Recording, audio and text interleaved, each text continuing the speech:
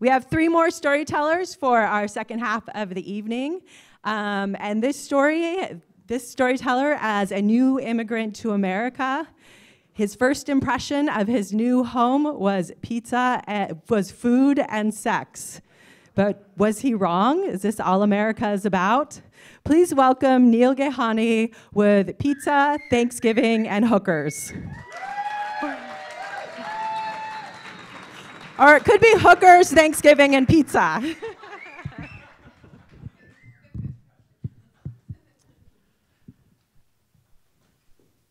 I don't love my family. I don't hate them. I just don't know them.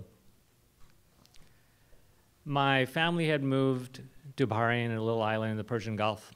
When I was about 4.5, they put me on a plane to send me back to India. I got dropped off in Pune on the train station. A matron led me to a bus with the other kids. It had metal bench seats. There was a wired mesh cage between the students and the matrons. If you've seen one of those movies, it felt like you were going to jail. When we got to the school, there was some massive gates that opened up, and it closed behind us. And we looked at the walls were covered with broken glass. Where there were no walls or no gates, there were barbed wires. This was called the compound. It was a British military boarding school. This was to be my life till the time I graduated at 15. My brothers and sisters were in the same school, but I never talked to them. They were teenagers and I was just a kid. They didn't have anything to do with me. After a while, I started to act out, got into trouble, got called into the principal's office. The principal used this bamboo cane with a big red knob on it, and he would just whip you on your ass for any little thing. Maybe your shoes weren't shined. Maybe you were late to class. After a while, I tried to figure out how to deal with the situation. And one time when I got called in, I had to make a rush to the bathroom. I luckily had packed 3 extra pairs of underwear, and I put on 3 extra pairs of underwear, stuffed some toilet paper down my pants, and showed up at the principal's office. It helped a little. At about 11, there was an international school that had opened up in Bahrain. And I said, this is awesome, it's exciting. I can finally go to the school, which was only 5 minutes away from our flat. I could walk home every day. So, and even had one of my good friends, his family had taken him out of another Indian school, and they had decided to put him in this international school. So I had a huge fight with my mom and dad. I said, I want to go to this school. I don't want to go back to India. I lost that fight, sent back to jail. I hated India. I didn't want anything to do with it. As soon as I finished, I wanted to leave. I got into trouble again, this time because I gave a birthday present to a girl that I grew up with in the school. The housemaster caught her for accepting a birthday present from a boy and kicked her out of school for good. Gave me bed rest. Bed rest is like solitary confinement. You're not allowed to associate it with any of the kids for any activity whatsoever. You can stay in bed, you can go to the bathroom, the food will be served to you. I'd had enough, so I decided to leave the school compound without permission, which was a forbidden thing to do. Of course, I got caught. I had to show up in the principal's office the next day. And he said, why did you leave the school compound without school permission? I said, because I wanted to go home. He said, if you wanted to go home, why didn't you tell me? I said, I'm telling you, I want to go home. He said, okay, go. I said, okay, fine. I showed up on my uncle's doorstep. My uncle looked at me and said, "What are you doing out of school?" He called my mom to leave her job, fly to India. She took me back to Pune, put me up in a hotel, took me out to Indian restaurants. I hadn't had Indian food. I was in India the whole time. I hadn't had any Indian food there. This was great. It's awesome. Why didn't I think of doing this when I was 11? If I got myself kicked out of school, maybe I would have gone to that international school and I would be there right now. I wouldn't be here. I had a talk with her and told her that I'm not going to go to college here. She was pissed. But we talked it out and I made a deal with her. I said, this is January. I got 2 months before my state board exams. And if I graduate at the top of my class, then I get to go to the country of my choice. She relented. So I did graduate. I left India, and I never went back. I chose America. What I've seen from America is what I saw on TV. Gleaming towers, California, sunny, warm beaches, girls in bikinis. This is where I wanted to go. I applied to all universities and colleges all across America. Nobody would take me at 15. One university accepted me and so I said, I didn't even care where that was. I just was waiting for instructions and I was ready to go. I got my papers, I went on a flight, arrived in Cleveland, Ohio. It was November. It was cold. It was wet. It was 1 a.m. in the morning. I'm dressed up in my proper British attire, three-piece suit. An Indian with a British accent. I got out of the door. I told the cab driver to take me to the hotel nearest to the Greyhound bus station. He looked at me and said, "Are you sure?" I knew he was trying to be nice, but I said I was told not to trust cab drivers, so I said, "Yeah, absolutely."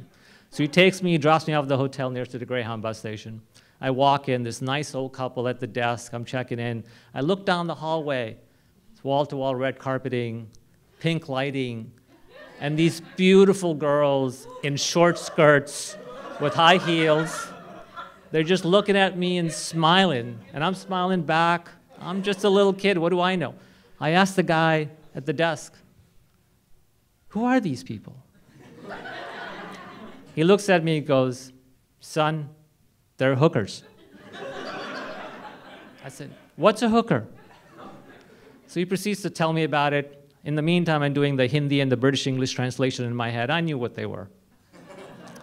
I was too tired by this time. So I just went to sleep, got up the next day, got on a bus, all the way across the state and got to my college dorm. It's a 14-hour bus ride. It's 3 hours by car.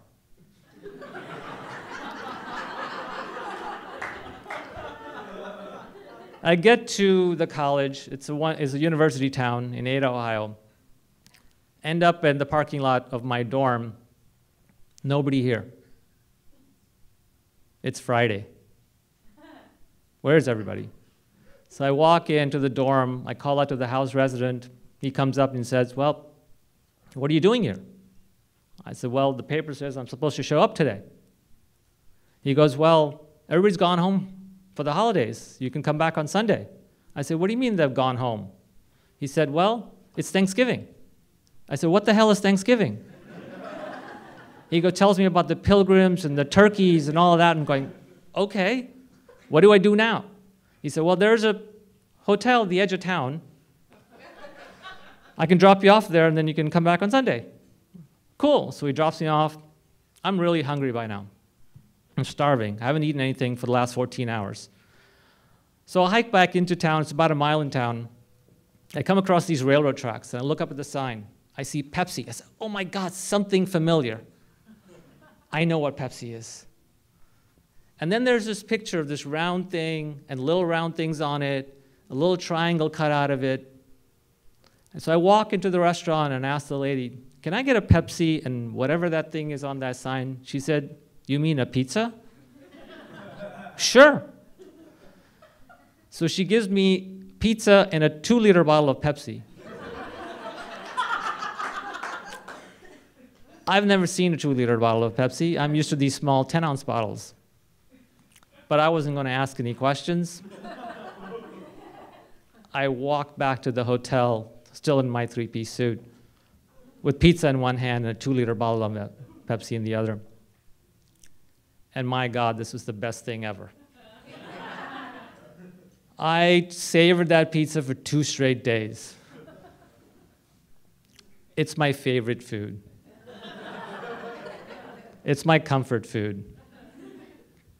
When I felt sad, depressed, lonely, pizza. When relationships ended, pizza. I'm about 2 months away from my 17th birthday. I met a girl, my first American girl. She takes me during the summer when I had no place to stay, because I didn't know anybody in this country, to her dad's house with her brother. So I stayed with her dad and her brother during the summer. Of course, halfway through the summer, she dumps me. By that time, she had introduced me to her mom and her sister. So her mom and her sister took pity on me and asked me to stay at their house. She was 19, my girlfriend was 19, or ex-girlfriend was 19. Her sister was 17, same age as me. So I said, this is awesome. I can stay with her mom and her sister.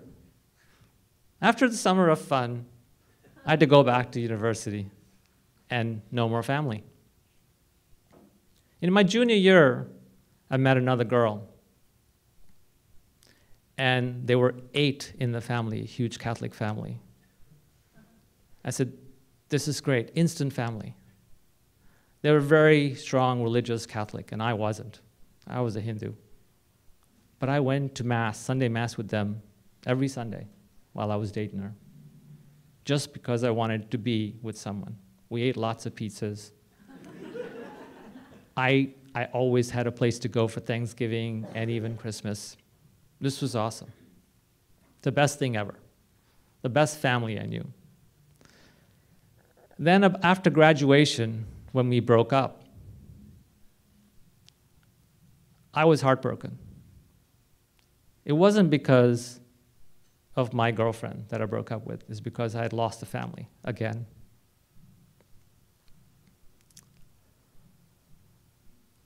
At this point, few more girlfriends, few more families. It just wasn't working out, and I needed to get out. I wanted to move to California now because my mom had already now relocated. So I figured I'd give my own family one more try. So I moved out to California. A few years later, I started to meet a lot of my friends. I had a bike accident, a serious bike accident. And my wife got the call from the ambulance. It's the second call she's received. She's a rock. She took care of me. She had to call my family. She had to call all my friends. She arranged for everything. She had to lift me off the toilet. She had to take me and put me in the shower. I had broken my leg. When they discharged me from the hospital, by the way, I was 4 days in the hospital, not a single call from my family, not a single card, not anything about how I did, how I was doing, or how I was feeling. In fact, come to think of it, they've never really asked me a single question about my life that I can recall. But it was my friends who were there. My friends who had met me at the house, picked me up, put me in the wheelchair. It was my friends who brought me food. It was my friends who picked me up and took me out to run errands with them. It was my friends who took me in their convertible and took me to happy hour just for the sake of going to happy hour because they wanted to get me out of the house. They were there. Now, I do talk to my mom often, but I don't know how I feel, and she's getting old now, so I don't know how I would feel if she wasn't there in my life. I can't answer that question. I do know that I'd be devastated if I didn't have my friends in my life. Thanksgiving is now my favorite holiday that I spend with my family, which is my friends. And I'd be very happy if pizza was served on that day.